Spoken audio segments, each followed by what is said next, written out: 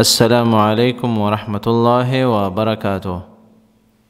آج ہماری ویڈیو بول چال کے بارے میں ہے۔ بول چال میں لایا ہوں آپ کے لیے چند الفاظ۔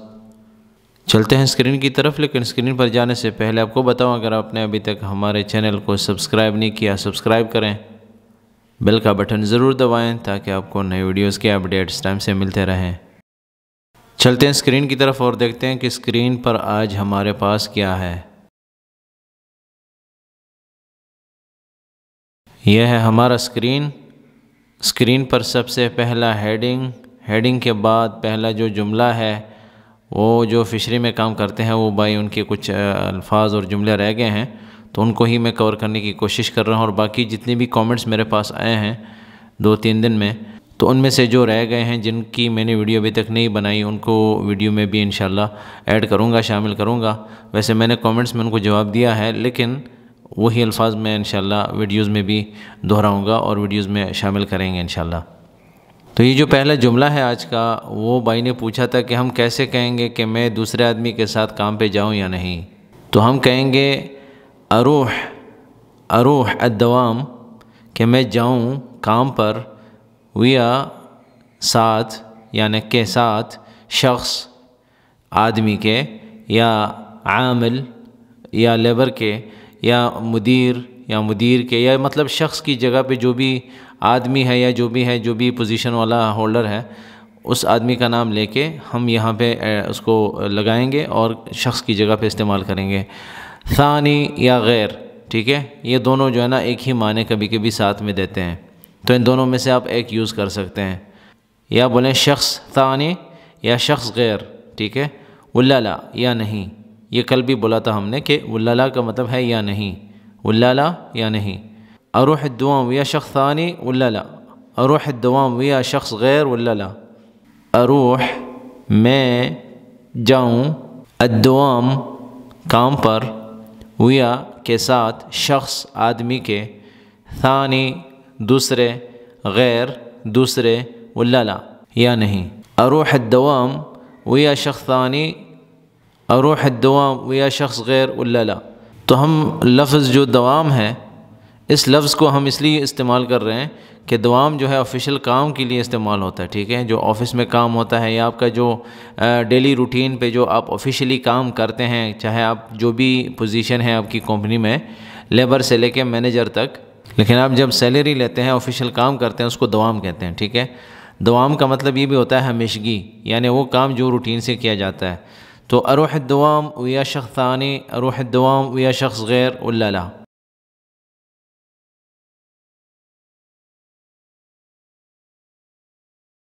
تو بھائی نے پوچھا تھا کہ ہم کیسے بولیں گے کہ وہ بولا 6 مہینے پہلے پاسپورٹ رینیو کراؤ، بعد میں ویزا لگے گا، تو ہم عربی میں اس طرح کا جملہ بنائیں گے، وہ بولا یا اس نے کہا، ہو گال،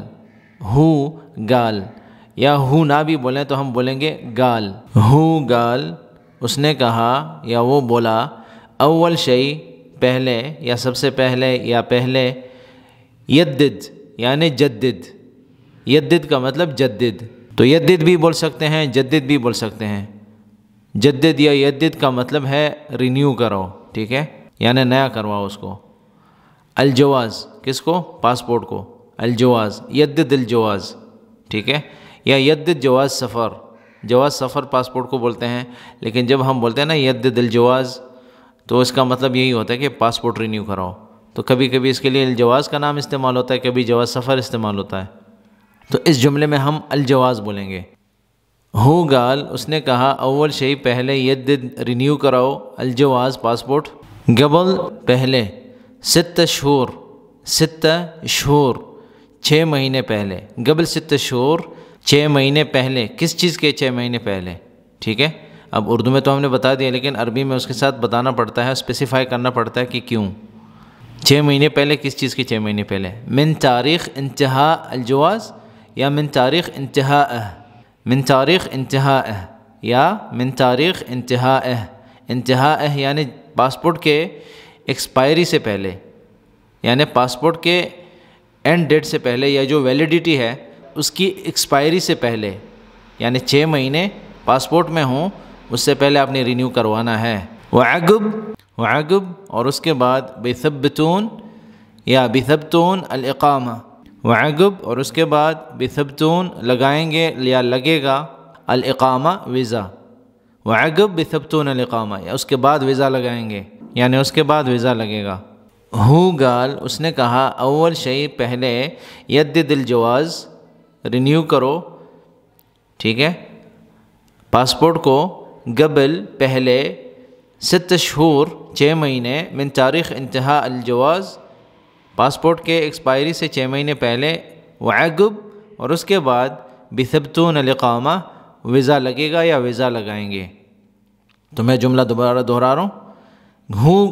ہو قال اول شيء يجدد الجواز قبل 6 شهور من تاريخ انتهاء الجواز یا من تاریخ انتهائه وعقب بثبتون الإقامة۔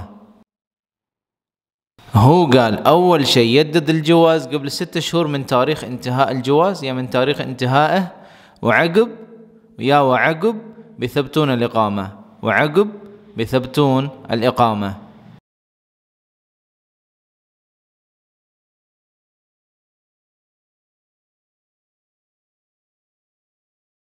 بھائی نے پوچھا تھا کہ ہم کیسے کہیں گے کہ آپ مارکیٹ جا رہے ہیں، ہم کیسے کہیں گے کہ آپ مارکیٹ جا رہے ہیں؟ تو ہم بولیں گے انت طالع یا نازل یا رائح۔ اگر انت نہ بھی بولیں تو چلے گا، انت طالع نازل رائح ان تینوں میں سے ایک یوز کریں، یا اگر انت نہ بھی بولیں تو چلے گا۔ السوق یا مارکیٹ دونوں چلیں گے۔ تو سوق اور مارکیٹ آپ کو پتہ ہے کہ سیم ہی ہیں، تو کچھ لوگ سوق بولتے ہیں، کچھ لوگ مارکیٹ بولتے ہیں، چلتا ہے۔ اگر ہم اس کو جمع بنائیں گے، جیسے اردو میں لکھا ہوا ہے کہ آپ مارکیٹ جا رہے ہیں، تو اگر ہم سب کے لیے بولیں گے، سب کے لیے یعنی مطلب جمع کے لیے، تو ہم بولیں گے انتو۔ اگر انتو نہ بھی بولیں تو چلے گا، طالعین نازلین رائحین السوق، یعنی ہم اس طرح بولیں گے طالعین السوق، انتو طالعین السوق، یا انت طالع السوق، یا انتو نازلین السوق، یا انت نازل السوق، یا انتو رائحین السوق، یا انت رائح السوق۔ تو اس طرح کے جملے بنائیں گے ہم، ٹھیک ہے۔ طالع السوق، انت طالع السوق ولا شو؟ انت طالع الماركت یا انت طالع ماركت ولا شو؟ انت نازل ماركت یا انت نازل السوق؟ انت رايح السوق؟ انت الحين طالع السوق ولا شو؟ اس طرح جب بولتے ہیں نا اپنے بول چال میں اپنی طرف سے جو جملے بنائیں گے تو اس طرح بول سکتے ہیں، طالع یا نازل یا رايح السوق یا مارکیٹ۔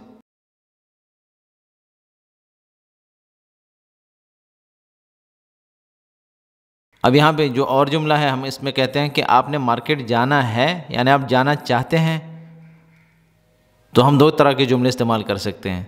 ہم بول سکتے ہیں کہ بتروح السوق یا بتروح المارکت یا بتروح مارکت، کہ آپ جاؤ گے مارکیٹ، آپ جاؤ گے، یا تبا تروح السوق، آپ جانا چاہتے ہو مارکیٹ، تبا تروح السوق، بتروح السوق، تبا تروح السوق، دونوں صحیح ہیں۔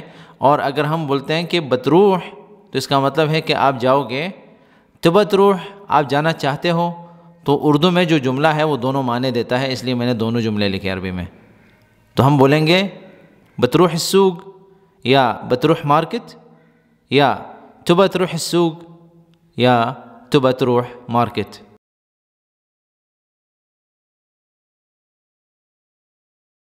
اب یہاں پہ بولتے ہیں کہ مجھے پانی چاہیے، ٹھیک ہے، جیسے پانی والے کو لوگ کال کرتے ہیں تو ہم بولیں گے ابا مائی، ابا مائی، یا ارید مائی، ارید بھی بولتے ہیں نا، ارید فصحی میں بولتے ہیں ارید، ارید ماء، بول چال میں ابا مائی، ابا مائی، یا ابغا مویا، ابغا مائی، ابغی مائی، ابغی مویا وغیرہ۔ تو مویا یا مائی دونوں چلتا ہے بول چال میں، مختلف لہجوں میں بولا جاتا ہے، ٹھیک ہے۔ تو سعودیہ کی طرف والے لوگ جو ہیں وہ مویا بولتے ہیں زیادہ، یہاں پہ جو یو اے میں ہوتے ہیں وہ کہتے ہیں مائی، ٹھیک ہے، مائی، ابا مائی یا ابغا مائی یا ابا مویا یا ابغا مویا۔ تو ابا جو ہے یو اے وغیرہ میں استعمال ہوتا ہے، ٹھیک ہے، تو دونوں چلتے ہیں۔ اگر آپ یو اے وغیرہ میں ہیں تو آپ کہیں گے ابا مائی، ابا مائی، ابا مائی، ابا مائی، ابغا مویا یا ابغی مویا۔ تو ابغا ابغی وغیرہ بولا جاتا ہے، ٹھیک ہے، ابا مائی، مائی،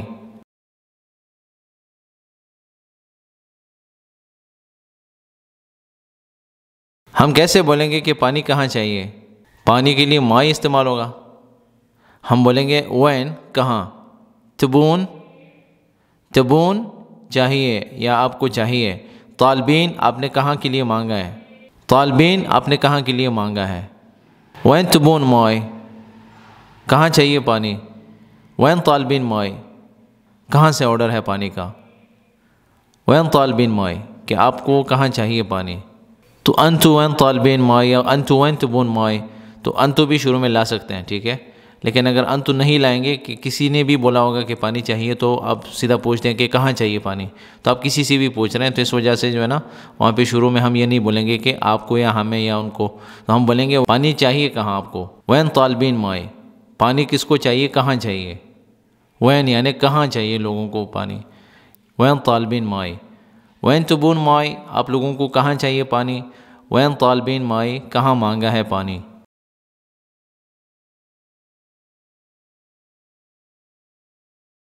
تو جیسے ہم کہتے ہیں نا فلان کی جگہ پر، تو ہم بولیں گے فی مکان فلان، فی مکان فلان، فی مکان فلان، فلان کی جگہ پر، ٹھیک ہے. تو فلان کی جگہ پہ آپ کوئی بھی نام لے سکتے ہیں، جو بھی نام ہوگا اس کو آپ یہاں فٹ کریں، ٹھیک ہے. فلان، فی مکان فلان، فلان کی جگہ پر. یا فلان کے گھر کے پاس کے لیے ہم بولیں گے صوب، صوب یا قریب یا عند بیت فلان، صوب بیت فلان، ٹھیک ہے، یا قریب بیت فلان یا عند بیت فلان. تو ان تینوں میں سے کوئی بھی لفظ چن سکتے ہیں. اور ایک اور بھی ہے عدال، ٹھیک ہے، آپ کو پہلے بھی اس بارے میں بتایا تھا، عدال بھی بول سکتے ہیں. تو صوب بیت فلان یا قریب بیت فلان یا عند بیت فلان، تو عند بھی استعمال ہوتا ہے، ٹھیک ہے. تو لہجوں کی وجہ سے الفاظ مختلف ہوتے رہتے ہیں، لیکن عند جو ہے کہ پاس کے لیے استعمال ہوتا ہے، اور یہ ہر لہجے والا سمجھ سکتا ہے. تو عند جو ہے اسٹینڈرڈ عربی کا لفظ ہے، تو یہ ہر جگہ چلتا ہے عند، ٹھیک ہے. صوب بیت فلان، قریب بیت فلان، عند بیت فلان. تو صوب بھی استعمال ہوتا ہے، قریب بھی استعمال ہوتا ہے، عند بھی استعمال ہوتا ہے، عدال بھی استعمال ہوتا ہے. تو فی مکان فلان یا صوب بیت فلان یا قریب بیت فلان یا عند بیت فلان.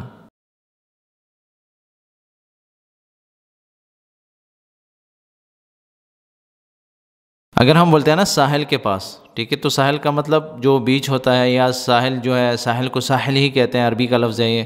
اور شاطئ بھی بولتے ہیں، شاطئ بیچ کو بولتے ہیں، ٹھیک ہے، جو سمندر کا کنارہ ہوتا ہے. تو صوب الشاطئ یا صوب الساحل، ٹھیک ہے، المنطقہ الساحلیہ وغیرہ جیسے بولتے ہیں نا، تو ساحل کے پاس. اگر ساحل کسی کا نام ہے اردو میں تو ہم پھر بھی یہی بولیں گے صوب ساحل، صوب ساحل. الساحل میں نے اس لیے لکھا ہے کہ اگر جگہ کا نام ہو، مطلب آپ کہتے ہیں کہ ساحل کے پاس، یعنی ساحل جو سمندر کا کنارہ ہوتا ہے، سمندر کے آس پاس، تو اس کے لیے ہم ساحل ہی بولیں گے عربی میں بھی. تو شاطئ بھی بولتے ہیں، سمندر کا جو کنارہ ہوتا ہے، شاطئ جو ہے نا، عام لوگ اس کو شاطئ بولتے ہیں، شاطئ.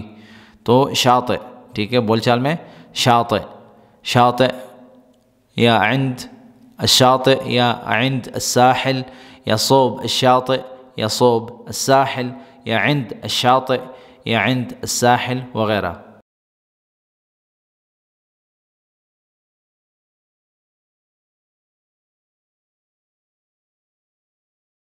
تو پوچھا تھا کہ ہم کیسے کہیں گے کہ اس میں سے بس 500 میرے ہیں، باقی 200 یا 2 یا جتنے بھی ہیں ریال ارباب کے ہیں، ٹھیک ہے.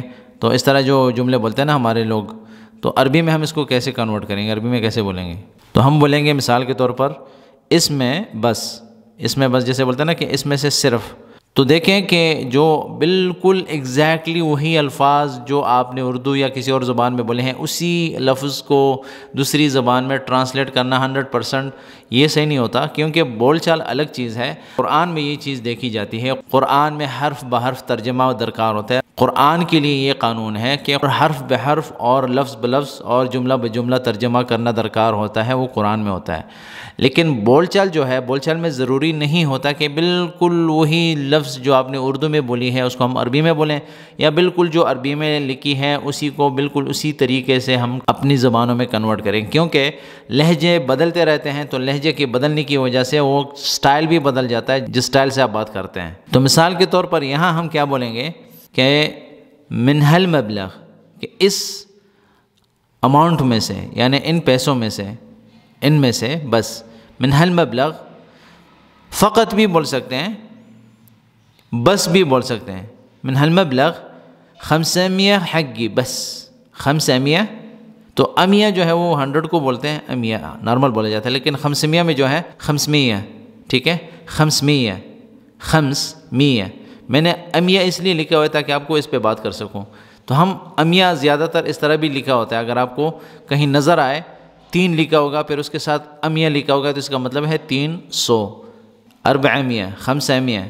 تو ہم اس طرح جو ہے نا لکھتے ہیں، لیکن ابھی ہم یہاں بولیں گے کیسے. یہ جو 500 لکھا ہوا ہے اس کو ہم کیسے پڑھیں گے بول چال میں. ہم بولیں گے 500 500 500 600 700 800 900 وغیرہ، 200 300 400 500. تو 500 حقي من هالمبلغ، 500 حقي 500 حقي، والباقي 200 ريال 200 ريال حق الكفيل، حق الكفيل.